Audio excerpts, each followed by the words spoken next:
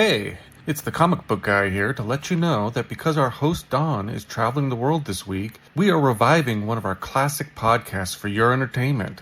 Keeping with this month's theme of possession movies, we present to you Evil Dead 2. Enjoy. Hello, kiddies. It's your old pal, the Crypt Keeper. And you're listening to Three Guys in a Flick. The good, the bad, and the gruesomely absurd.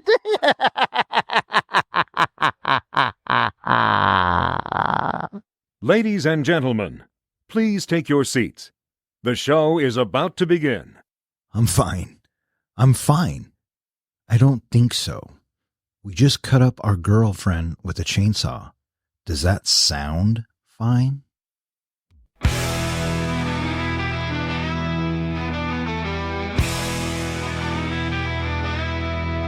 Three guys and a flick with Don, Ken, and John. Dive into the movies well after the dawn. From the good to the bad to the wildly absurd. They give a fuck about films. Their voices are heard. You are listening to Three Guys and a Flick. This is where we review the good, the bad, and the absurd. Tonight's episode, Evil Dead 2, Dead by Dawn. Beware, spoilers. Coming to you from my basement, this is Dawn.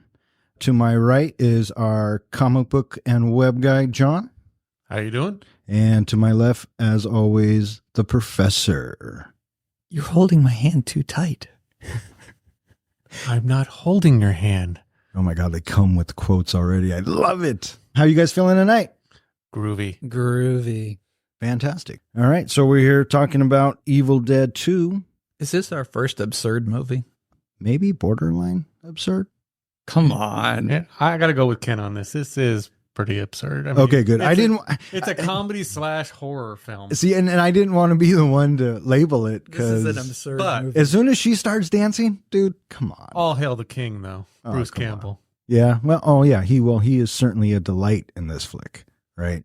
The best. Yes. Made back in 1986. It was released on March 13th, 1987.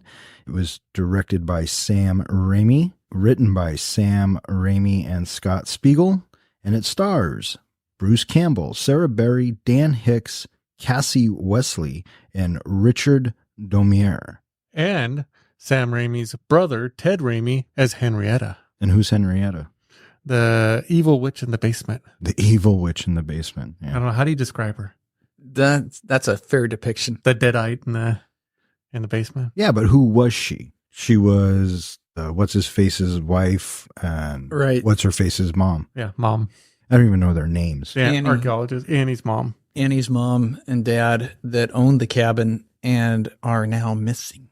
It was made for a mere $3.5 million, but turned around and made $10.9 million at the box office back in 87. John, would you talk a little bit about why this movie came about and how what this movie is? Absolutely. We actually have Stephen King to thank for this movie. Back when Sam Raimi originally made the Evil Dead movie, they made it for barely anything. I think it was under $50,000 they made that movie for. And it did okay. It didn't do great. So Sam Raimi went on to make a few more movies. He made a movie called Crime Wave that just absolutely flopped, I guess. It was just a horrible movie. And so he decided to go back to his horror roots and make Evil Dead 2. He originally wanted the plot to be a medieval plot that our hero goes back in time, Army of Darkness plot. He was having troubles getting the funding and got contacted by Stephen King, who happened to be a fan of the first movie. Stephen King met with Dino De Laurentiis and talked Dino into funding the new movie. Dino, though, wanted the movie to be similar to the first one. So Sam Raimi and the scriptwriter, they agreed and came up with a plot for Evil Dead 2. Problem is, they couldn't get hold of any footage from the first movie because they didn't have the rights to it. So what they did is they reshot the first movie in the first 5 minutes of this new movie. So that's why a lot of people don't call this a sequel. They call it a requel, because it has the first movie and the new movie all together in one package. Big problem was that everybody was dead. And so it's like, what do we do? Well, we'll just sort of reset. I know a lot of people thought this guy Ash, what an idiot. He went back to the same cabin. No, it was a completely new movie, just a continuation of the original storyline. Yeah. It kind of reminds me of, well, Robert Rodriguez did it with El Mariachi and Desperado, right? Desperado was pretty much a remake of Mariachi, only because he got more money to do it. Yeah. But, So- yeah. Really, you don't need to see the first movie to enjoy the second movie because it has it in it. Are you sure? But if you want to go back and watch the first movie, it'll feel a lot like the second movie because it ends, I believe, with Ash's head in the puddle and coming up as a deadite. Right. That's where the first movie ends. Oh, really? Yeah. Did you ever see the remake? I did see the remake and I didn't enjoy it as much because they lost the humor element. Well, yeah. It wasn't as campy, and that was kind of one of my enjoyments of this movie. So let me ask you this. Do you like horror films? I do. I grew up on horror movies. Since a young age, I went out to Blockbuster and picked up every freaking horror movie, no matter how bad it was. And that was my weekend thing with my friends. We would watch horror movies. And the reason I wanted this one was originally when this film was made, they were trying to go for an R rating, but they were worried they were going to get an X rating. So that's one of the reasons why you see different blood colors in the movie and why it's so campy, because they wanted to get that R rating. They ended up getting the X rating, so they ended up going with no rating. Oh, an unrated horror movie? Oh, I had to see that one. That's why I think immediately I was just attached to this film. Interesting. All right, I got to know, what's your philosophy when it comes to horror movies? What's the best advice you could give to the online, unsuspecting horror people going into their horror situation? Give every movie a chance, no matter how campy it sounds. The characters.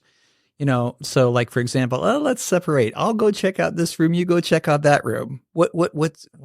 How would you handle in a horror situation? How would I handle it? Yeah. What would you do? I would pull the Eddie Murphy. The Eddie Murphy, which is you walk into a house. Oh. The house says, yeah. get out. Sorry, baby. I'm We out. can't say. I'm gone. Let's go. This is a beautiful house. This is a wonderful house. Get out. Let's okay, go. we got to go. Yeah. As I think Don and I were watching the movie just last night, and I said, as soon as the first thing would happen, we got to that bridge that had been torn apart, I'd be climbing down the rock wall. Yeah. Your advice, Don? If I was in a horror movie? Yeah, if you're in a horror movie, what's the advice you give those people? Really? Nothing? Well, I was thinking you caught me off give him guard a for a sec, second. Professor. Yeah, thank you, dude. My advice would be I don't have to be faster than the monster. I just have to be faster than you. Oh, all right. Yeah. Yours? So in general, my advice is that as soon as something bad happens, everybody has to stay together. Nobody separates, period. Yeah. And Well, then you nobody all die together. Nobody sleeps with anybody, and nobody gets stoned. I mean, if you watch Cabin in the Woods, it explains it all. Yeah. Well, to be fair, in Cabin in the Woods, the weed he was smoking was altered by them. The hairspray that they were using was altered by them. pheromones, So, yeah. I mean, come on. We got to do that movie one of these days. Cabin in the Woods? Oh, I love I that fucking loved Cabin in the Woods, That'll be one of the, hopefully in the helmet someday. which was probably inspired by All right, stop back to Evil Dead 2. They do say Evil Dead 2. Evil Dead 2, or the Evil Dead movies, originally created the whole idea of Cabin in the Woods. the cabin in Yeah. the woods How and the could horror. it not? Don, Yeah. What was this movie about, Don? Well, shit, dude. It's Ash Williams and his girlfriend decide to take a romantic vacation at a seemingly abandoned cabin in the woods. While in the cabin, Ash plays a tape of archaeologist Raymond Noby, the cabin's previous inhabitant. The Book of the Dead, The Necronomicon Ex Mortis. the recorded incantation unleashes an evil force that kills and later possesses Linda, turning her into a deadite. Ash is then forced to decapitate his girlfriend, fight his own hand, and deal with the thing in the basement in order to defeat the evil unleashed. Well, that's the whole movie right there. Why'd you just spill it all? Well, Spoiler. but now we can talk about it, right? From the opening shot. What a spoiler. The heck? What did you think of that opening shot coming out of the tunnel and going over the bridge? Coming out of the tunnel was pretty cool. It was a nice little transition, and going over the bridge, it looked like a miniature. and it felt like a miniature. So it probably was a miniature. It was. Yeah. The guys who did the special effects, K&B, the guys who run The Walking Dead, they also did like a lot of Robert Rodriguez's movies, and they did From Dusk Till Dawn, and you know, they're super big now. And this was one of their very first gigs. Watching them behind the scenes, it was pretty cool how they came up with the practical effects on a lot of this, because again, 1986, right? So it all had to be practical. What did you think of the idea of the point of view was from the evil monster? I have always said, if you're gonna make a monster movie, make the camera the POV of the monster. That was the best. Did you like that? Don't Absolutely. show your monster until you absolutely have to, or, you know. That was the best. Having the sound effects, the blurry angles, the off-centeredness of it. Mm-hmm. Yeah. Ken, had you seen this movie before? No, this is my first time. And you liked it, huh? I didn't say that. Well, you kind of sound like you did. He's geeking a little like I think so. But I love the fact that they came up with some, creative ways to do that. One of them was riding a bicycle with the camera on it through the woods. Another one was two guys would hold on to like a piece of wood, and in the middle was the camera, and they would run through the woods to give that kind of weird, bumpy look to it. And I guess at one time when you see like ash being thrown through the woods and everything, they had smashed into him and almost knocked him out. Yeah, I can see that totally happening. Super independent way of filmmaking. Mm-hmm. You know, they had to make up a lot of it as they were going along. I think this is showing off the genius of Sam Raimi and his, never say die attitude of, putting this movie together. Yeah, you can say that. I don't know if the story supports that, but The story does not. But Sam Raimi's ambition and his enthusiasm and his passion definitely carries through in this movie. oh, I believe that 100%. And it's amazing how it's an entertaining movie, whether you really liked it or not. But it's an entertaining movie that takes place in one location, pretty much mostly inside the cabin.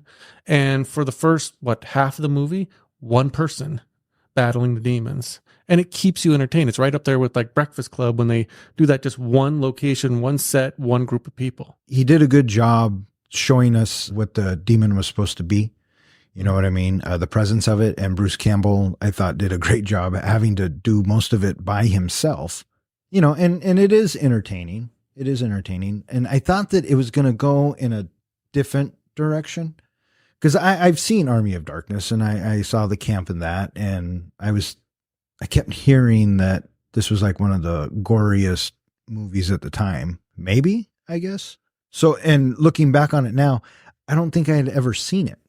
So watching it a couple weeks ago and then again with you last night, like the first two times I've seen it. I heard a rumor somewhere that a lot of the budget was spent on all that blood that they had spraying and shooting and dumping and everywhere. Yeah. And then, so the first time when I watched it, I was thinking, it's not that gory, but then watching it again, I'm like, oh, maybe, because when the blood, when it's splattering in his face or when he's cutting off his hand and just the ridiculousness of it. So yeah, I mean, if campy horror is your thing, then this is right up your alley. And the fact that, again, kind of like, Matrix did with Bullet Time, this movie inspired, I think, a lot of things that are reused in a lot of other horror movies. Oh, I agree with that 100%.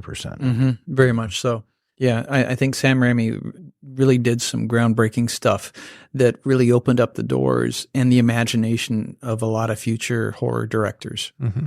You know what I liked about this film is that it just started and it never stopped. If you think about it, from the car ride in to when they get to the cabin and he's playing the piano and they're dancing. Yeah, what is that, 5 minutes? Yeah, something like that. And then, he turns on the tape recorder, and I mean, that's gotta suck, right? You didn't even mean to. You didn't mean to unleash this demons where you're at. I mean, it brings up the idea, I think, again, reused a lot, which is don't read from the book. Right. And he didn't technically read from the book. The archaeologist on the tape read from the book, so kind of screwed him right there. Oh yeah, that's what I'm saying. I mean, Ash Williams kind of gets a bum rap for this. Yeah, but why does the cabin look so tidy when they get there if the professor read from the book? Well, Kandarian demons are actually very tidy demons. They like to clean up after they kill a lot of people, lure more in. I'm shocked we didn't have a scene of that happening with corpses with Kind their of- heads on backwards and sweeping, and Mary Poppins eating it up. I could see Mary Poppins as a Kandarian demon, Yeah. a deadite. Oh, and this also, I have to ask the question. So the father comes to them as a vision, right? And it says, tells them how to beat it. Where did he go? I mean, where is his body? If you watch the TV series, Ash versus the Evil Dead, it kind of is explained a little bit that when the demon possesses the body, your soul gets taken to their dimension. So that's probably where the archaeologist is. But yeah, what happened to his body? Where is his body? Did he burn himself? We don't know. They never kind of bring that up. Yeah. Or did he just get swallowed by like Henrietta or something? Oh, maybe. That reminds me. Hey, Ken, while watching this movie, who plays the girl? What's her name? I think Sarah Berry, is that her name? Sarah Berry? You're talking about Annie. Yes, Annie. Did Annie's character physically resemble anyone that you might know? Familiar face, but I don't know how or why. Remember that family with a lot of kids at school? Yeah. The mom. That's what you think? Oh my gosh. I look at her and I go, oh my God, that could be her mom. The time frame might even be. Oh, wow. Okay. The facial expressions, just everything. It's pretty funny. Okay. The actress that got that role, originally they weren't going to cast her. They didn't really think that she fit the part, but because of her scream and the way that she could just scream so loud, that's what got her the role. The piercingness of it. Yeah. Now, here's a question for you both. Evil Dead, the musical. It has actually spawned a musical. Would you go see it? I can add more incentive. When you go and see it, which I have, there's a splash zone.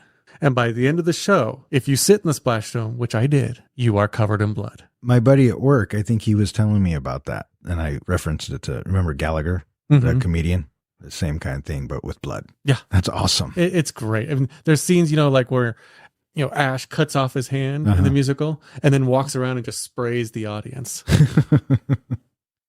That's great special effects. Where'd you see it at?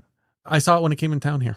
They came here? Yeah, it came here. I think it was in Tacoma. Oh, wow. So I highly endorse it. If they come back into town or if you get an opportunity to see Evil Dead, the musical, go see it. So what does it encapsulate? Is it both movies? It's Evil Dead 2. Oh, it's just Evil Dead 2. It's pretty much the whole Evil Dead 2 movie with a lot of songs. Oh, interesting. And even the demons sing.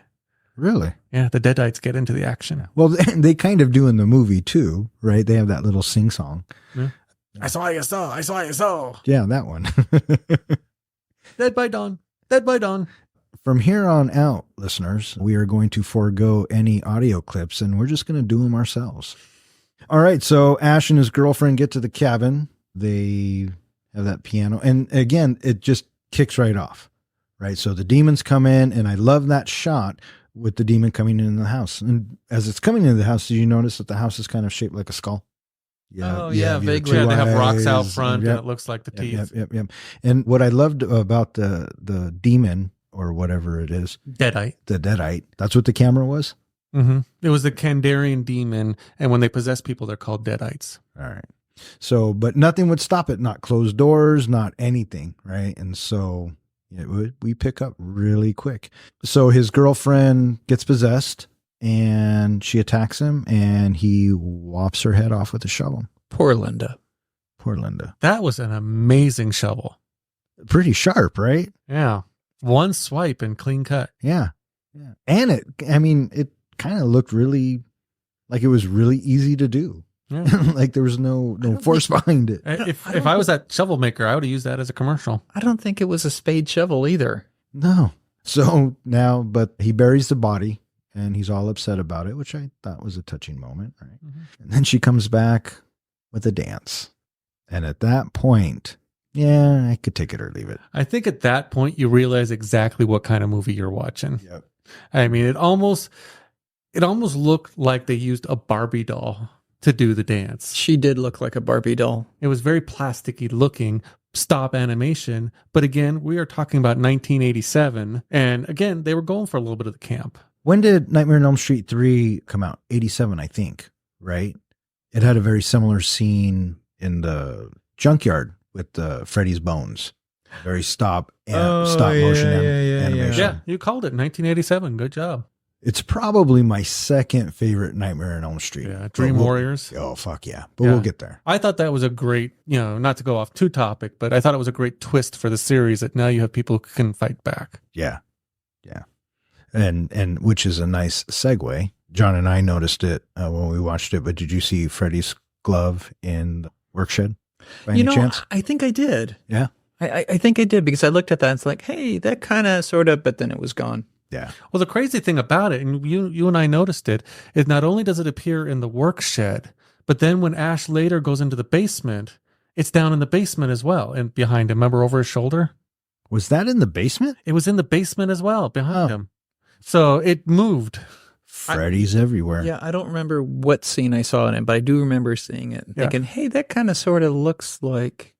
Sam Raimi originally put that in the movie as a nod to Wes Craven. And I think in the Dream Warriors movie in Nightmare on Elm Street 3, when they're walking down a street, there's a movie playing in the background, like a big sign for a movie, and it says Evil Dead 2. So they kind of go back and forth.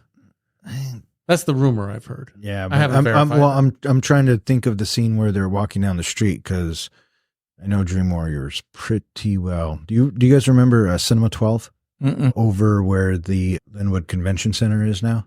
Yeah. There was a theater there. It was called Cinema 12, and you paid $3 and you could go see a movie, right? It was a $3 theater. But their security wasn't any good, so you'd go at That's opening. a pretty dumpy theater. Yeah, I mean, it's the Crest, really. But you'd go in and you could movie hop all day, which is what me and my buddy would do. And we hopped into Nightmare on Elm Street 3. Fucking changed my life. Okay, so back to Evil Dead 2. He cuts off his girlfriend's head. Buries her. She comes back and dances for him. Lovely little dance. Yes, and then he is haunted by the head. Eventually, the head bites him, and we end up in the tool shed, which is what we were talking about. Work shed. Or the work shed. And he has to get her off his hand.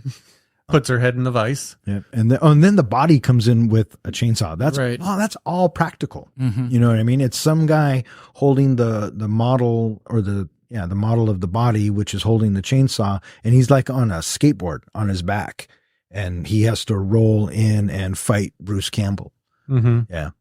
It's amazing how they made it.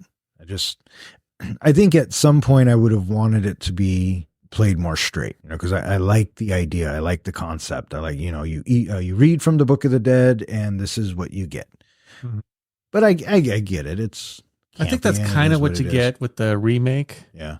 Is that it's pure horror in the remake. But I also hear that the remake is super fucking gory. Oh, yeah. And at what point, really, do we really need to see that? It's almost gore for just gore's sake. Exactly. And that's where I don't like, that's what I think some of the horror films today, that's what we get. Gore for gore's sake. This scene, though, I think we start to see Ash is going a little crazy because as he's chainsawing his girlfriend's head, he's got that kind of mixture of laughing and screaming at the same time. Yeah. How do you deal with that? He seems to handle it pretty well. Yeah. And the bite mark, where the bite mark is on his hand, you start to see the black veins and everything come from it, and his hand becomes possessed. He has to fight his hand. You think his hand is won, but yet he wakes up just in time to stab his hand and then takes the chainsaw that just happens to be right next to him and cuts it off. Yeah. And so there was a lot of physical comedy in that scene, right? Mm-hmm. So Bruce Campbell is doing this all himself, hitting himself over the head with plates. Mm-hmm. He even flipped himself with the hand. Yeah, he flipped himself and then he pulls himself along and, so a lot of great comedic stuff. Did it from feel Bruce Campbell when he was down? Kind of, yes. He cut his hand off and the hand got out. I love how they put the book on top of the bucket and the book is Farewell to Arms. Yeah. But the hand gets out and runs off. Did it feel Tom and Jerry to you? Oh, very much so. While he's trying to shoot the hand goes into the mousetrap. What do you think of that scene? Totally nonsensical. Yeah. Yeah. And then he shoots in the wall and again, we get more blood. Yeah. And that blood is more orange than red. Yeah. And then it turns black. Yeah. You can see the different shades and, Did you read how that scene was made? The blood? No. they had him lie on the ground and just hosed him down with blood. Oh, I guess I see. Yeah, with just the spraying out of the wall. Yeah. It was him laying down, and they turned everything sideways and then reversed it to have the black blood go back in the wall, obviously. Yeah. A lot of reverse photography here. And I didn't mind it. Mhm. It's a great camera trick. I thought the whole idea of a hand as now your arch nemesis was kind of humorous. It was pretty funny. Yeah, I suppose. And a little bit of foreshadowing of something's got to go on that stump. Yeah. Oh, did we skip him driving off and leaving? He already did that and came back, right? Yeah. Yeah, he did. Yeah. 'cause Yeah. And he's- we get to meet the tow truck driver and Oh, yeah. In the little flashes to the other group. yeah, Right. Bobby Joe and all that. But we also see the bridge is out. Yep. And he can't escape this little cabin area. Yeah. The bridge is out. Now, I made a comment before too. The scene where he screams as the bridge is out. Uh-huh. You know, he's all upset and he's having his, his moment. Felt very Planet of the Apes to me when Charlton Heston comes across the Statue of Liberty. They blew it up. Did it feel the same to you? Mm-mm. No. Oh, okay. I'm wrong. No, you're not wrong. It just didn't. I just felt that think of whole I didn't get that passion vibe. scream of You know why? it's all lost. Because when we get to see what the bridge looks like, I immediately again thought of Nightmare on Elm Street 3 because that junkyard scene, the animation style is very similar. So that's kind of where my head went at that moment. And then, it snaps back and now we're on our way back to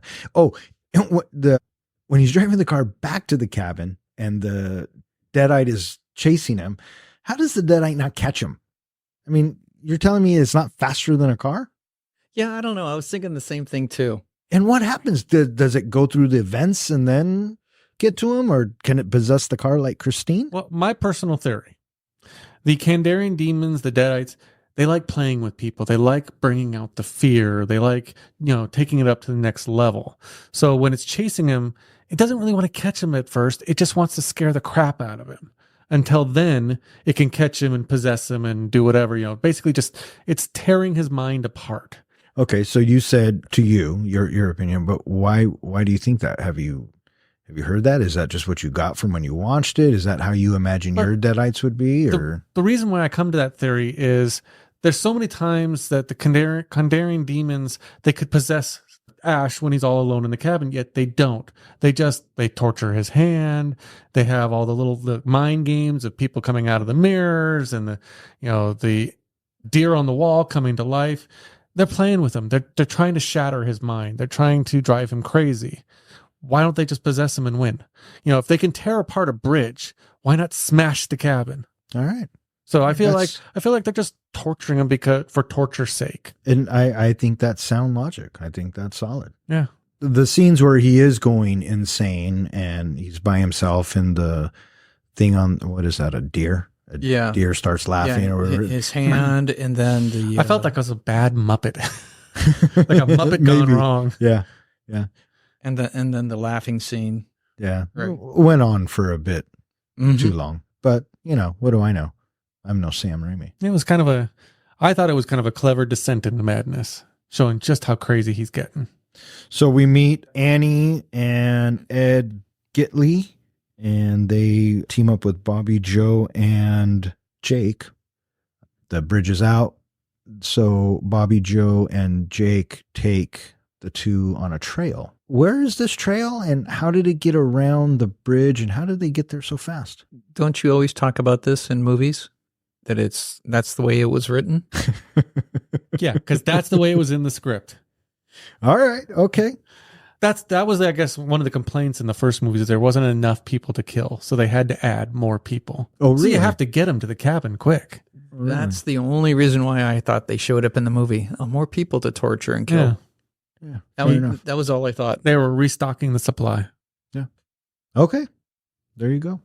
So they get across, and while they're making their way across this convenient trail, Ash is continuing to go crazy in the cabin, and he gets his shotgun, right? Loads it up, and then he shoots at the door, thinking he's shooting at the deadite, but instead, who does he hit? He hits Bobby Joe in the shoulder. And what happens then? Was it Jake? Yeah. Jake Jake runs comes in crashing and through. tackles him.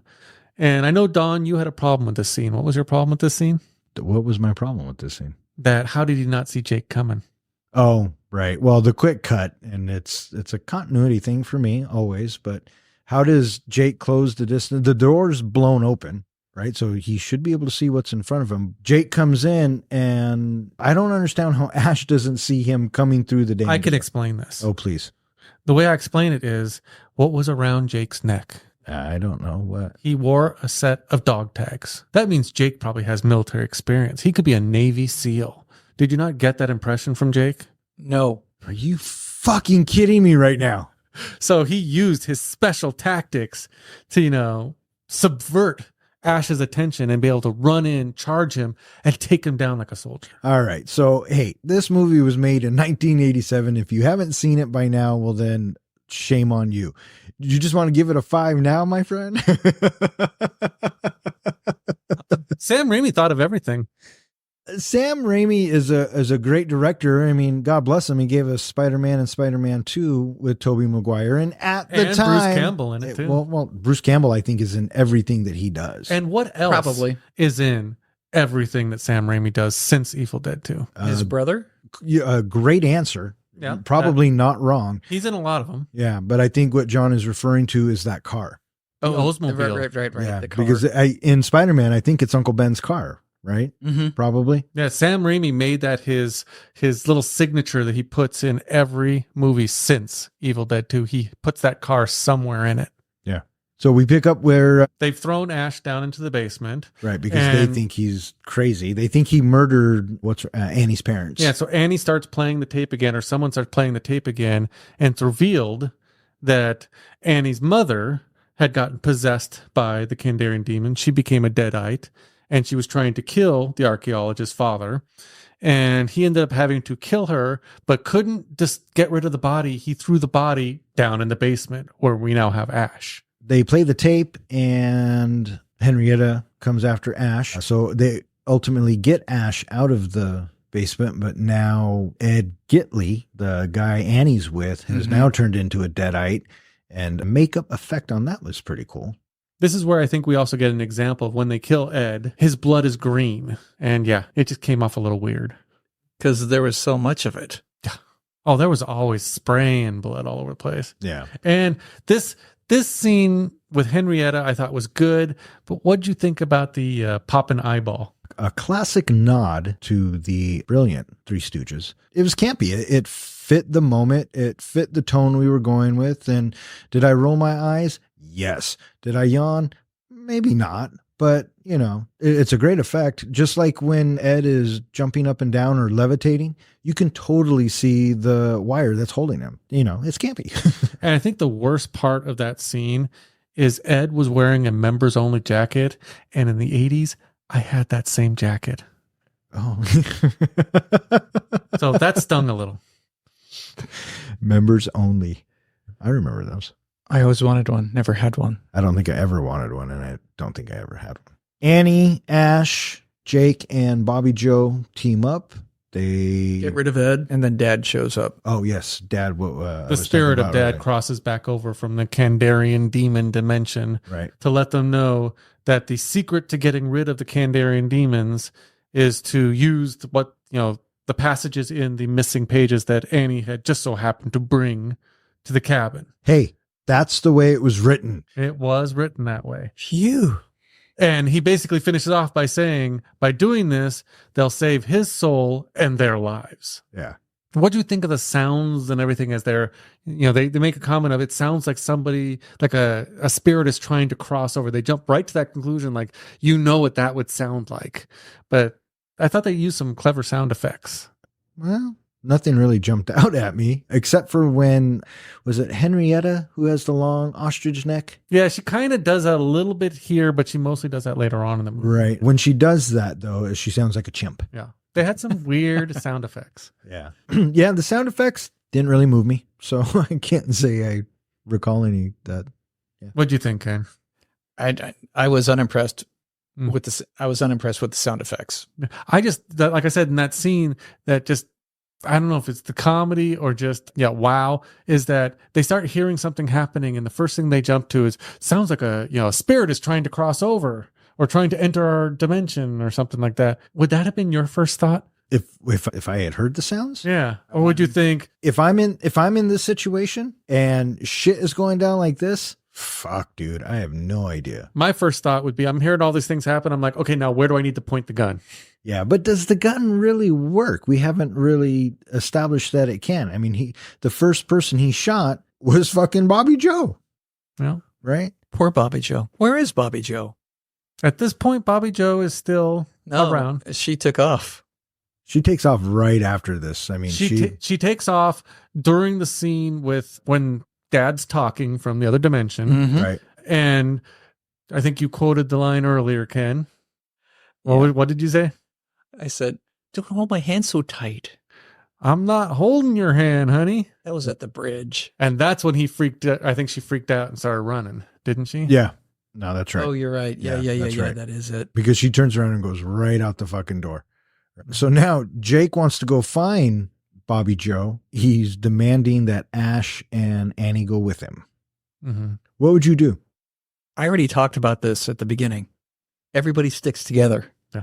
You don't split up. You know she's gone. Ash knows She's dead, she's yo. dead. I mean, you know it. Everyone knows it. In that instance, Ken, I think I have to break your rule. Okay, but that means that consensus rule, that being that one person says we go get her, the other two say, no, we stay here. That's it. You don't split up in a horror movie. But if you look at Bobby Joe's boyfriend, that's the best he's ever going to do. That's going to be the best he ever does. I mean, Bobby Joe was kind of a cutie. She was. Yeah, I wasn't expecting that. Did you know that in the beginning, when she was chewing tobacco, the first scene we got to see her, Mhm. that it was, from what I've read, that was brownie mix? Oh, really? Yeah, Yeah. They just wanted it to be able to spit brown. Yeah. That whole scene with Bobby Joe in the trees and attacking her and all that, what'd you think of that? As a filmmaker or as an audience member? Either. As a filmmaker, I was thinking, fuck, that's awesome. Because practical. Mhm. She was really drugged, or the stunt woman or whoever did the stunt was actually dragged through the forest, or replica of, probably as safe as possible. But then the vines and shit coming out of her cheeks. And I mean, it was pretty cool. The tree was hokey, but when she started getting strung up and the vines and everything, I mean, that was some pretty cool effect. So what happened? Did the tree eat her? Is that what ultimately happens? This scene was actually edited down. The original scene, from what I've heard, I don't know if I've ever seen the original scene, a lot more graphic. In fact, they called the tree rape scene. And I thought that was in the first one. I don't know if it was in the first one or the second one, but I think it's in the first one. Sam Raimi has gone on and said that he really regretted that scene. Yeah. So that's why you don't really get to see what happens to her. I think it's in the first one. It could be in the first and that's one. why this one was cut down, because he wanted the scene because he thinks it's terrifying or silly. I don't know. Now, I loved on when we watched this movie just the other night, some of the comments that you were making about this scene. Do you remember what your comment was? Dude, I don't remember what I did this morning. You went, damn, Treebeard is pissed. Yeah, even the trees walk in that movie. Yeah. What'd you think, Ken, of that scene? I thought it was lame. I was expecting it to, just to have her just get like flattened into the tree. And I think that's what was in the process of happening, but I never necessarily saw that happen. And so because I didn't see what happened to her, I was thinking, what the heck? You show me everything else in the movie. You show disembodiments, dismemberments. You can't show me her just being like flattened into the tree and it's now just the tree. That is horror, just to have the sound of her going down into nothing, into the tree. But we didn't get that. You would, I think, liked what the original script called for then. Original script, it was meant to be a man that ran out into the woods and got attacked by the trees. And what was supposed to happen is the trees were supposed to rip him apart, just rip him in half. So maybe that would have been a little bit better for you, or give you a little closure. Well, that certainly would have been a lot more in line to what was going on inside the cabin. For me, I kind of got to agree with Ken on this. I thought that it was I agree with you that the version of it and the look of it and everything looked great. But all I kept seeing when I saw the scene was the Wizard of Oz when they're walking through the woods and the trees are talking to them and they're moving and throwing apples at Dorothy and all of them. And it just came out to me as they're not scary. Well, and so now I'm starting to buy into your deadites just want to fuck with everybody, right? Because if this evil can possess anything it wants, and clearly it wants a human host, I don't know why, when you can possess a tree, right? So I think that the deadites are fucking with people, but trees, not so scary. I also thought it was a missed opportunity. Why did they not bring Bobby Joe back as a deadite? She could have been like this deadite with tree branches and stuff coming out of her. That's a great question. I don't know why they didn't. I think there was a lot of missteps here, but Yeah. So if any Kandarian demons are listening out there, you missed an opportunity. Yeah. Go ahead and invite that shit, dude. That's how horror movies start. Oh, he brought the book. We have the Necronomicon. We have the Necronomicon Ex Mortis here in front of us. And I've been trying to get Don to read from the book. He won't do it. Big baby. You motherfuckers do it. I saw Cabin in the Woods. I saw this movie. I've seen a lot of horror movies. You know what the fun thing is about this book is go back and rewatch movies like Cabin in the Woods and other movies. The Necronomicon Ex Mortis appears in a lot of movies. It's always in the background of a lot of horror movies. Yeah. This exact look of the book with the face and everything. I believe it. It's even spawned a cult status of group. I think they're called the Knights of Samaria. If you go onto Facebook and think that there's a large group that just worship this movie and they make all the props and it's just and do all the kind of role play and cosplay. And it's just amazing the stuff they come up with. Fascinating. That's where I learned how to, make my book look similar to the movies. Yeah. I mean, it looks pretty good. Yeah. I bought my book from a site called trickortreat.com, and it comes to you with white pages and everything looks brand new. And if you go to the Knights of Samaria's website, they teach you how to make the book look all old and like the one in the movie.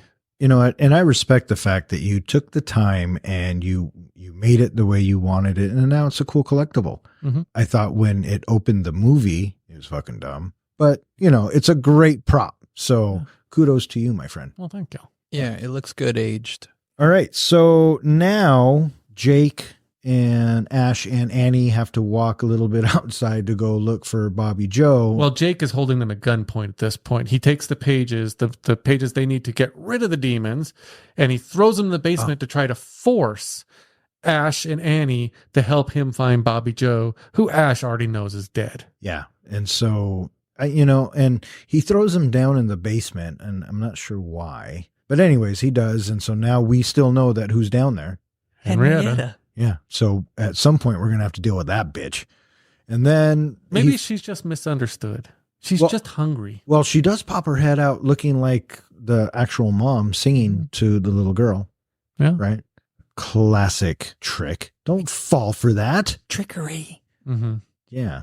So anyways, Jake leads Ash and Annie outside, and this is where we get another point of view shot of the demon coming in, and he's coming fast, and and he's aiming for Jake, because we cut to Jake and then we cut to the demon. We cut to Jake, we cut back to the demon, trying to build that, tension, and you as the audience member are going, oh, now it's Jake's turn to die, right? Because the evil's coming after him, but we get the turn. But it doesn't. Who does it get? It repossesses Ash again for the second time. For fuck's sakes. Okay, so now we're at the point where Ash has been possessed. Yep. And he's chasing them back to the cabin. Yep. And Jake, I believe, has been thrown headfirst into a tree, and we just assume he's a goner. Oh, that's right. That's right. I was thinking, what happened to Jake? Yeah. Yeah, but I'm thinking that guy, he takes a pretty good beating too. Ash takes a huge beat in this whole movie. But Jake took a pretty good beating there. Well, Annie makes it back to the cabin, and, of course, someone breaks through the door, and what does Annie do? She stabs him. With the Kandarian dagger. The Kandarian dagger. Which that thing hasn't been cleaned. Yeah, I love the misdirection. She stabs Jake, thinking it's Ash. So what I liked about that was after she realizes it or whatever, she has to get him inside, but she's still closing the door on him. And then she pulls the dagger out and she's trying to pull him, and he just keeps, the poor guy just got stabbed in the chest, and the way she's pulling him, is not doing him any favors. Did this feel like another Three Stooges kind of scene to you? The door closing did, Mm-hmm. but not, I get it. You got to bring him in. You didn't mean to fucking kill him. Stab him right center in the chest. Yeah. What do you think, Ken? It was just like arduous. It's like, okay, here we go. So you were getting a little tired of the movie by this point? Mm-hmm. Okay. Yeah. And thankfully, this movie comes in, like an hour and a half. Mm-hmm. So, it wasn't too bad. So the great thing is Annie drags him through the hallway, which I guess the actress in a documentary talked about. Sam Raimi maybe kept doing that scene over and over again, and he was a heavy guy, and so she had to drag. That was really her dragging him down the hallway. But did you notice conveniently where she dropped him? Oh, where? Right next to the trap door down into the basement. Oh, Oh, yeah. And so, of course, who grabs Jake? Henrietta? Henrietta grabs Jake and pulls him on in and kind of goes all, country barbecue on him. Oh, yeah, Country picnic. That's right. Because then, that actor or whoever did I think it was a stunt guy. He almost died. No, it was the real actor. Oh, was it the real actor? Yeah, because he was upside down and they were shooting the blood up, and the runoff was choking him. Yeah, it was coming back down. The on first take was practically drowning him. Yeah. him. Yeah. And again, That's the scene he remembers most. Yeah. So now Ash breaks in, and Annie, God love her, tries to defend him off, but ultimately Ash knocks her out. And then charm, or the necklace that he gave his girlfriend, Linda, Yep. or Linda had in the opening of the film, deadite Ash sees it and, triggers something. Love wins again, and, forces the demon out of Ash, and now he's back. This scene has always bothered me a little bit. I love the fact that, his willpower chased off the Kandarian demon out of him and he's no longer a deadite. But doesn't that kind of send a message that everybody else that's been killed in this movie, maybe they could have been saved? I was thinking about that. Were you? Mm-hmm. That, if Ash, because we watch Ash come back twice. Why is Ash able to come back twice, but nobody else does? Well, the first time, because apparently the deadites are like vampires, the sun forces it out. That's where they say dead by dawn, because they only have till dawn. Right. Okay. So that's one. That's horror movie 101. The second is love, right? I guess apparently Ash really loved Linda, or loved that necklace at least, because it triggered something for him. Glass thing. Yeah. And they make it a point to show it to you up front in the beginning. But why didn't it save Linda? She loved her parents. I think, she could have maybe loved Ash I'm sorry. enough. I'm thinking of You're thinking of Annie. Annie. Oh, right. Right? Annie's dying breath. She saves the day, but then again, she wasn't possessed. Yeah. She was mortally wounded. Yeah. Yeah. So maybe that was the difference. But why doesn't it protect Linda? That's a great question. But Ash has it before she gets possessed? Yeah, I think it's because it was in the script and written that way. I think that would probably be the real reason. All right. Well, so love saves the day, or I shouldn't say that. Love saves the moment. And But Annie doesn't believe it. Yeah. well, no, she wakes up and, would you? She goes all Cujo on him trying to kill him. No, I would have killed him too. Why? He But- doesn't look anything like he just did. But neither did Henrietta when she started looking like her mom again. Okay, well played. But the thing is Wait a minute. Why didn't that save? Yeah. Why didn't Henrietta convert? You think so too, especially at the end when Annie starts singing the song to her. You think maybe Henrietta could have came back, but For the love of her little girl. the scene here that bothered me the most Her soul was already. is Ash throws Annie down, basically saying, I'm okay, and then he rests against the wall, and the axe comes flying at him and misses him by about a foot. That is the worst aim I've ever seen with an axe. Maybe she was just trying to make a point. Maybe she was just checking. She didn't really, he's her best chance. They are each other's best chance of getting out of this alive, right? So maybe she just had to make sure that, she was firing a warning shot. I don't know, kill them all. At this point, it's everyone save themselves. No, because you're never supposed to break up the group. Unless the group's possessed and trying to kill you. Well, you don't know that for 100%. You have to make sure. It's like The Thing. I love you, classic scene. Was it in horror movies? Only one person can ever survive. Not in today's horror films. No, all that changed with Saw. Well, yeah. But Saw is like a continuous story. Every movie adds on, and then every next movie kills the people who survived in the last movie. But it was Have you around- seen them all? Yeah. Oh. Okay, but it's around that time that horror movies start letting the bad guy win and nobody gets out alive. And Scream tried to change the rules. Scream didn't change the rules because it ended the way it was supposed to end. The story went the way it was supposed to go. I think Scream called out the rules, and Scream was kind of a parody of itself. And what made Scream so good, in my opinion, was the writing and, you know, the twist, and just it was a really good horror film at the time. And Wes Craven, I mean, Wes Craven can do really no wrong in my book, right? I mean, he gave us Freddy. He's the dude.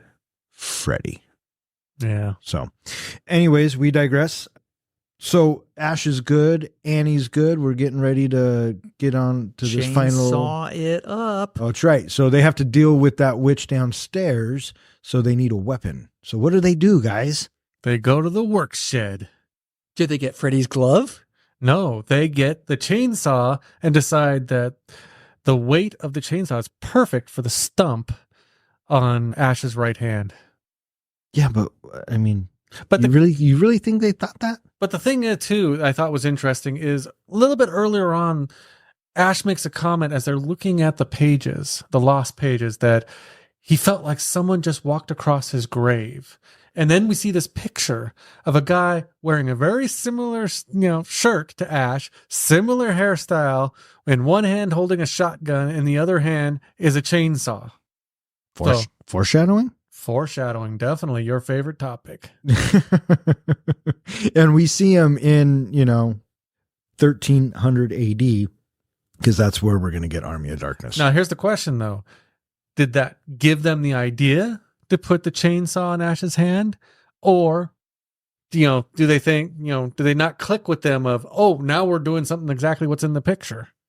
I didn't think about it because I didn't really care. Mm-hmm. I thought it was a nice nod. I thought it was foreshadowing, and knowing now what I did, let me rephrase that. I hadn't seen this one, but I have seen Army of Darkness. What was that, like 5-6 years later?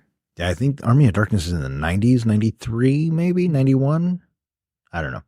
But, it could have given them the idea, and if so, cool. But nevertheless, we are in the work shed. What if, they're soldering something and he places it to the chainsaw? What is that? I don't know. I don't remember what you're talking about. So he takes the chainsaw and he gets the clamps for, what's going to hold it to his stump. Yeah. And then they're soldering something to the chainsaw itself. And then we cut back to him putting the ripcord in that little contraption that he made. He makes a little strap that kind of goes around his chest. Right. That has a little piece that can hold this chainsaw starter. Right. The ripcord. Right. And that's how he starts it with one hand. Right. But then he also cuts his shotgun to create his boomstick. Right. But what I'm saying is, what was that little thing that they soldered onto the chainsaw? What impact could have it had? I don't know. All right. If any of you out there know what it is, let us know. Yeah. Throw it in the comments. Yeah. I love it. Okay. So now we're ready to go battle Henrietta. And this is I think, for what it's worth, this is the first time we see Ash Williams. We are now going to know him for the rest of till today. Yeah. Throughout the series, throughout the TV show. That's Although Bruce Campbell's character. This is the Ash Williams that we'll get. He eventually replaces it with a robotic hand, like in Army of Darkness and Ash versus the Evil Dead. It's got a robotic hand, but every so often he's got to go back to the old chainsaw. Yeah. So, yeah, kind of a defining moment, if you will, in campy horror cult classic favorite. Did you history. know that when they made the movie Freddy versus Jason, that there was supposed to be a sequel to it? I thought it was going to be the end credit. No, the sequel was going to be, and they actually came out in comic book form instead, which was Freddy versus Jason versus Ash. Right. I thought the stinger, one of the ideas for the stinger at the end of the Freddy versus Jason was Ash showing up. Mm-hmm. And then that's how it would end. Yeah, it was supposed to lead into the sequel. Right. My favorite one of those is Freddy and Jason are fighting and they go to hell. And then all of a sudden Pinhead shows up and says, "Gentlemen, Is there a problem? I would have liked to have seen that. Mm-hmm. Anyways, they have to get the pages Mm-hmm. to finish this prayer thing, Madoodle. And Ash goes downstairs. He finds the pages all scattered. So he's got to look all over the downstairs. And we know Henrietta's down there, but we don't know where she is. So we're kind of building the tension, and it's good camera movement. And Well, he needed the pages because they needed to take the smoke monster. I always think of Lost and the smoke monster, and bring it into flesh so that they can then attack it. The second part of the incantation opens up a portal that's supposed to send the monster away and get rid of all the Kandarian demons from this dimension. Right. So the stage is set. Our heroes find the pages, and as Ash is just about to get out of the basement, Henrietta shows up. They fight. Is this where she comes upstairs and starts spinning in the air? Yeah, she gets out of it here because before they went in, which again thought was the craziest thing, instead of just taking the lock off or breaking the lock, they cut the whole trapdoor open. Oh, so right. Well, they just lets her right out. Well, they have to show off the fucking chainsaw hand. Yeah. I mean, why else do it? So cut some wood. She gets out and turns into the ostrich monster, as I like to call it. Making chimp noises. Noises. As I noticed. And so they fight, and ultimately, what's her name? Annie gets killed, or is getting killed whilst doing the incantation or reading the pages or saying whatever it is. First, Ash has to kind of chop up Henrietta because before they even do the incantation or any of that, she reads one part of it, but they're fighting Henrietta, and Ash, of course, does his cutting off each of the limbs, or he's getting beat up at first, which if you watch the behind the scenes, it's one of the funniest things to watch this big puppet Henrietta thing fighting with Ash. It's hilarious. But at first he's losing, and Annie starts singing the Hush Little Baby, Don't You Cry song, which diverts, and this, as we talked about earlier, why didn't it help hopefully bringing Henrietta back? Maybe she had been a Kandarian demon too long. But then Ash gets the upper hand, cuts her into bits, and he goes back to reading the incantation. The big monster comes through the door. So let's talk about this big monster for a second. So we've turned it into physical form, the smoke monster, as you like to say. Was it a tree? Because his arms and hands were branches and wood, and that was a fucking tree. Well, if you watch the TV series, Ash versus the Evil Dead. But this came out first. I didn't. I'm just saying, but if you did, you'd actually get to see a better view of this monster. It's actually a flesh monster. It's a giant looking, I don't know how, kaiju kind of monster. But did it have tree for arms and hands? The trees were attacking around the house. That's what all you're seeing, the limbs and everything. That's all the other trees. Treebeard and his little tree ants are attacking the house. So, that's what I thought was happening. Okay, so this physical monster was just a head then? It was just a head at this point. Okay. So I would have never have guessed that. No. And since this came out first, I can't really reference the TV series, and plus I haven't seen it, but I am going to check it out. No, I agree with you. It's not really visited, not explained enough. Right. So anyways, I thought that it was just a bigger tree, right? So the physical form that they turned it into was just a bigger tree. And at this point, I'm like, oh, now Treebird's going to, eat Ash. But at the last second, as Ash is about to get eaten, I'm assuming that's what would happen. They're going to swallow his soul. They're going to swallow. Well played. Annie finishes the incantation or the passage reading, whatever it is, in her dying breath. Because Ash's hand came back, clutching the Kandarian dagger, and stabbed her in the back. That's how she dies. Yes. We watched it last night, and I still forgot. Yeah, basically, which I don't quite understand how the hand could hold the dagger, jump up in the air, and stab her in the back. Clearly, you've never watched The Addams Family. Yeah, well, maybe. Ash stabs the eye of this big demon with his chainsaw, which makes it let go. You're right. I think you're right. At this scene, he was being held by a tree, wasn't he? Yeah. As he's being pulled in. So you're right. It kind of had the tree arm. Yeah. So I can see where you can get that. So, and we forgot to mention that the portal has been opened and is now sucking everything into it. Takes the car, takes some trees, shockingly, and now it's making its way for the deadite, the ultimate. What does this big bad demon have a name? Just Kandarian demon. Just a Kandarian demon? Yeah. So in theory, all Kandarian demons could be like that? This is like the big Kandarian demon. This is the one that's kind of running the show and sending out all the other demons. They never really explain it. We should consult the book. Yeah, it's in the book. Dude, what was rule number 42? Do not read from the book. They're going to do it anyway. The thing that bothered me about this scene is that we learned that the portal is actually like a portal in space and time, and it takes them back into time to, what was the date, the year? 1300 AD.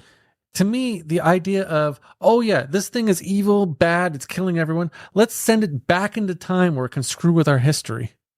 Time travel doesn't work like that, remember? Oh yeah, I guess we kind of explain that in the Marvel universe. The Yeah, MCU. well, that's what Endgame tells us. Yeah. You mean Back to the Future was a bunch of bullshit? So yeah, the portal is open and everybody's getting sucked into it, including our hero. And he lands at 1300 AD, and we see knights and soldiers, something out of like Robin Hood, right? But it's the same castle that we saw earlier on in the film when the archaeologist wife and Annie as a little girl. Oh, I guess she was the same age. Yeah, but it's That's what rebuilt they this time. discovered. It's not a ruins. Right. No, it's like what it should have been, right? How it was built. So the car lands, and then Ash lands. At first, the knights are going to take him prisoner, but we see a deadite, kind of with wings and everything, flying at them.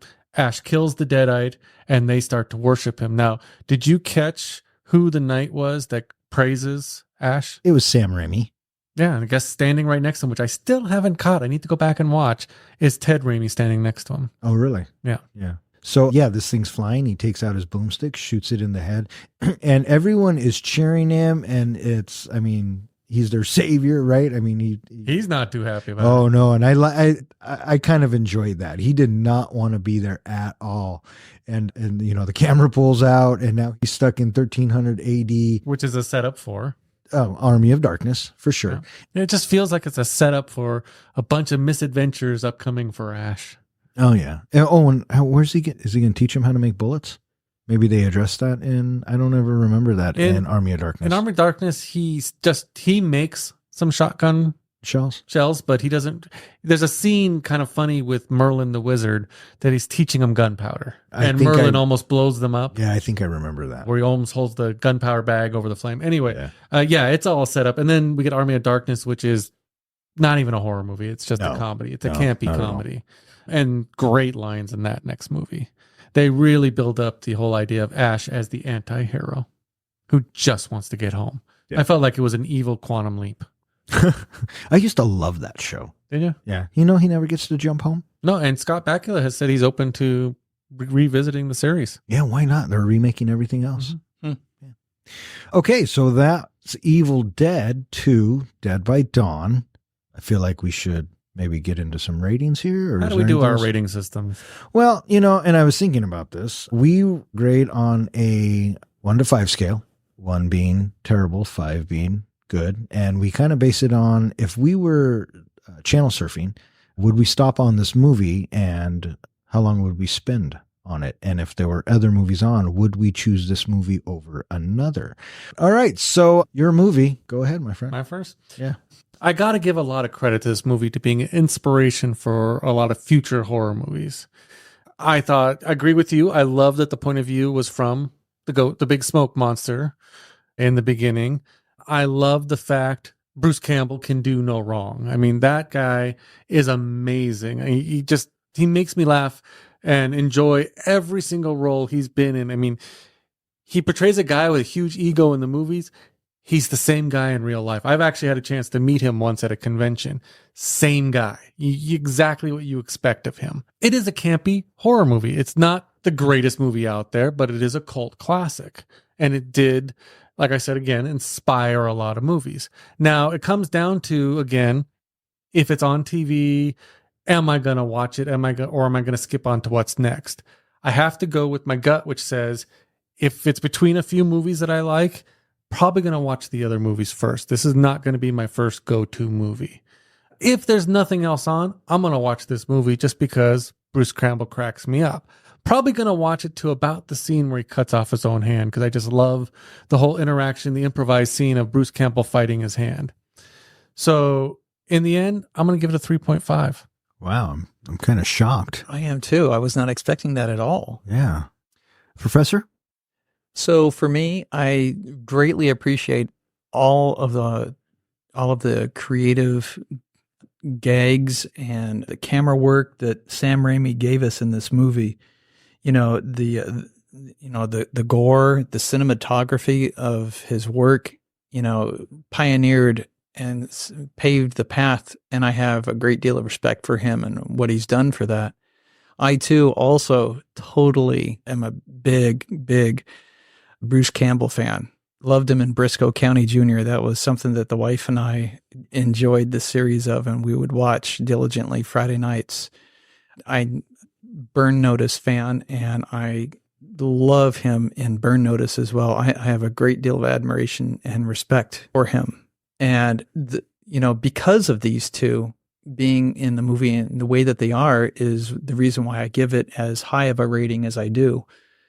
In general, I thought that this movie comes across like a set of vaudeville acts. It's disjointed. The scenes don't work with each other. The storytelling is highly inconsistent. The character development is non-existent.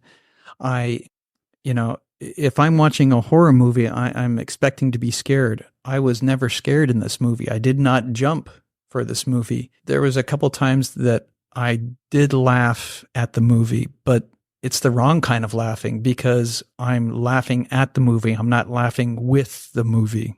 And this movie in general, I was, unimpressed with. As much as I appreciate, what Bruce Campbell and Sam Raimi have done for the movie, in the end, it just comes down to, I really couldn't care less if I see this movie again or not.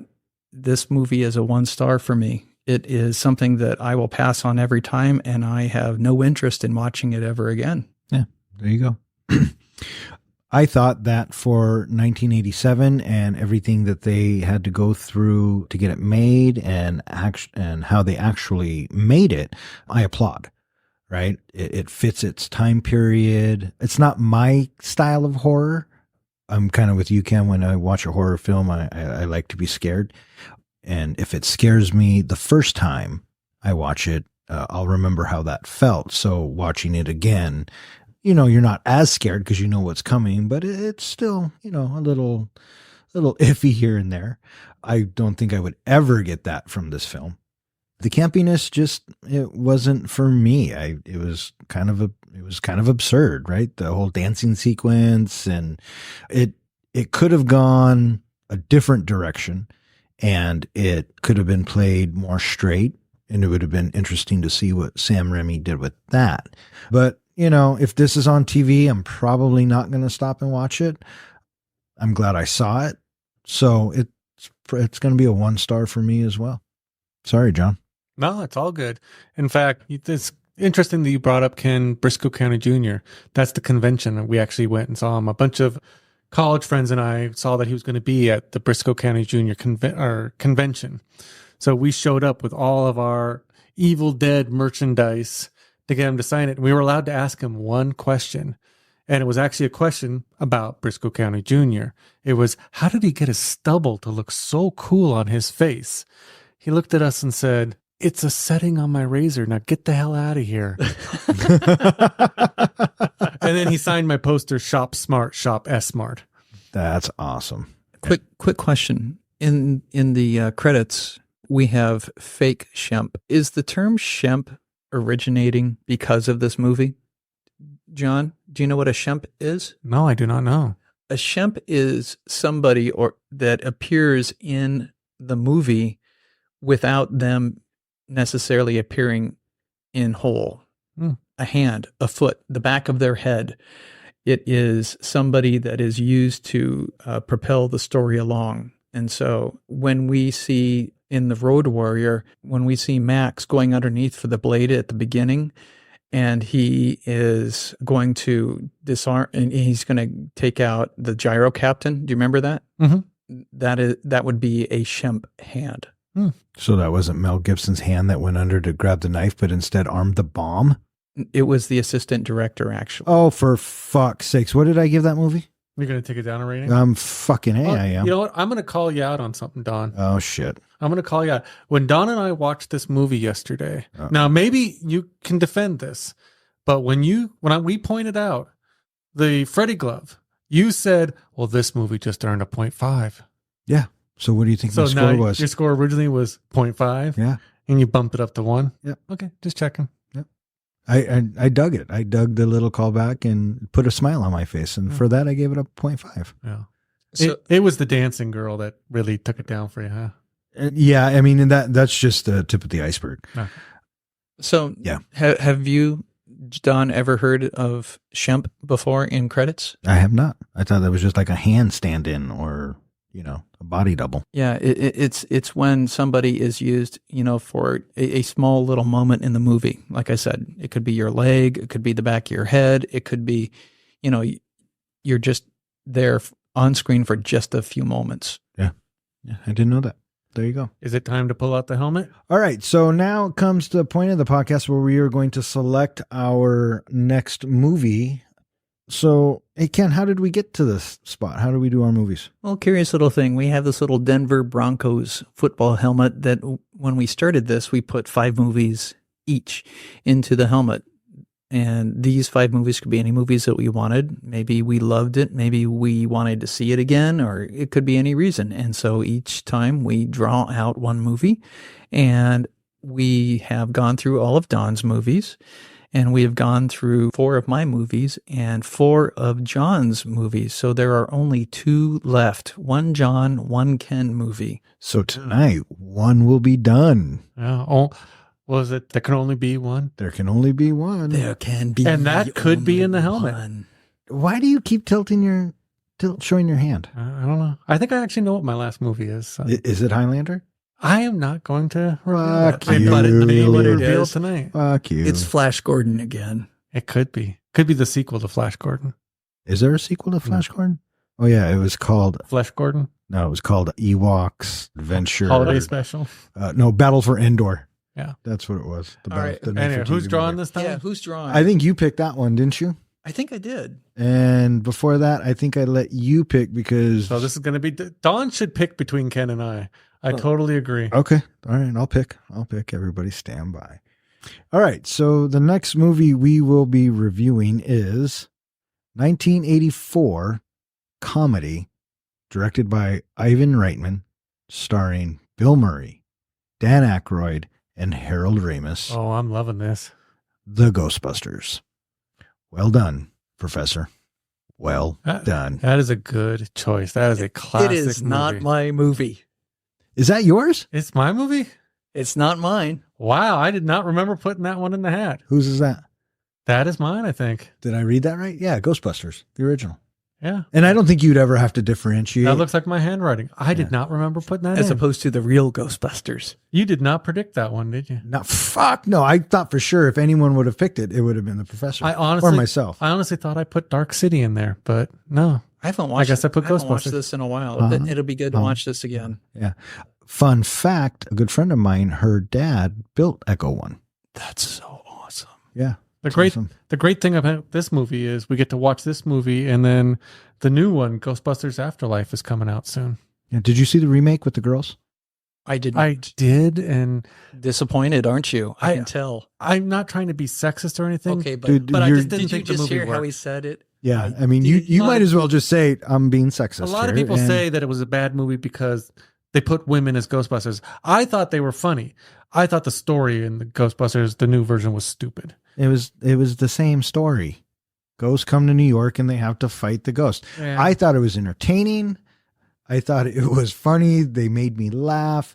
And I loved all the little nods, and each of them got him, even Harold Ramis, even though he had passed away. His face is the statue, is the bust when Kristen Wiig gets fired.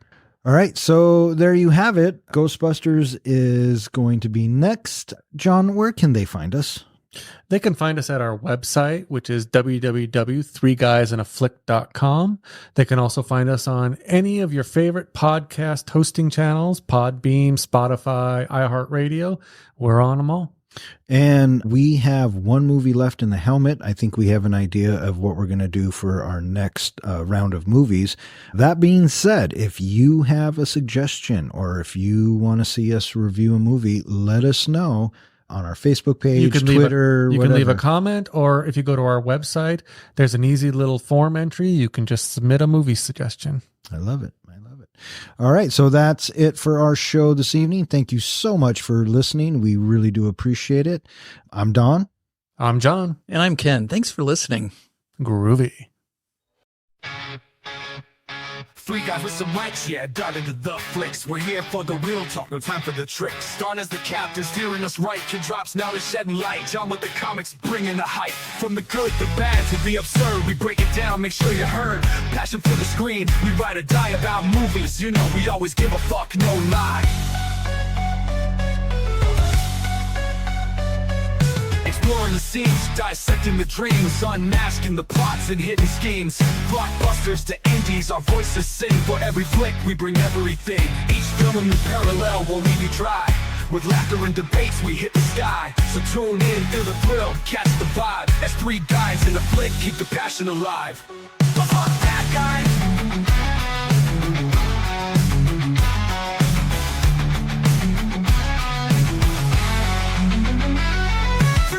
For some mics, yeah, dive into the flicks. We're here for the real talk, no time for the tricks. Don is the captain, steering us right. Kim drops now to shedding light. John with the comics, bringing the hype. From the good, the bad, to the absurd, we break it down, make sure you're heard. Passion for the screen, we ride or die about movies. You know we always give a fuck, no lie. Exploring the scenes, stuffing the scenes, dissecting the dreams, unmasking the plots and hidden schemes. From blockbusters to indies, our voices sing. For every flick, we bring everything. Each film in the scenes, dissecting the dreams, unmasking the plots and hidden schemes. From blockbusters to indies, our voices sing. For every flick, we bring everything. Each film is parallel, won't leave you dry. With laughter and debates, we hit the sky. So tune in, feel the thrill, catch the vibe. As three guys in a flick, keep the passion alive. Fuck that.